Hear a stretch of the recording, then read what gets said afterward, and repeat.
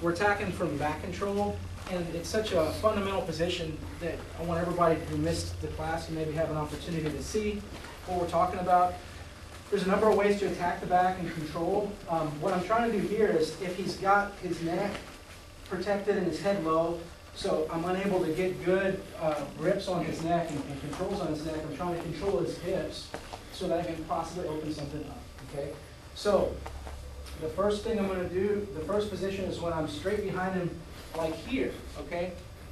I want to try to think about my posture almost like we're in the guard and I'm keeping upright posture this way.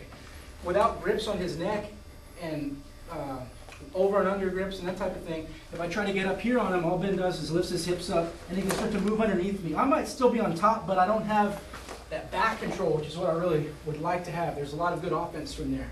So when I'm in this position, it's okay if he can move, but I don't want his hips to move. Does that make sense? It's okay if his hands move, it's okay if his head moves. That's going to actually open him up and give me opportunity to attack. What I'm trying to do here is raise up a little bit. I'm trying to keep my elbows like right here on his hip lines and squeeze in with my own elbows, and I want to keep my bottom down, my head up. So now if Ben tries to raise his hips, it's really hard. I'm not using a lot of effort here, but just mashing kind of with my body weight. Here, my chest is just sinking right down on top of his hip. So if he wants to move, his head will raise, and that's actually a good thing for me, okay? Now, that's from straight behind. The second position of control will be from the side, okay? So what I do here, let's say I want to go over here. One hand is either on the hip. If I'm not able to get the hip control, I can go under the ankle. Either of those are going to be fine. If I can choose, I like to go on the hip. I feel like I can really anchor my body weight down on top of him like so. When I go to the side, what I want is my hip bone right next to his, and I want my knee right next to his. And I just try to like glue my leg right to his leg. Almost imagine like we're Siamese twins connected at the leg. Okay? Just no space at all right there. This other foot here can move. Anytime that he goes to raise his leg on the outside there, I use my arm there to kind of create that downward pressure and keep myself glued to him, okay? And kind of drive with that foot. So that's the position from the side.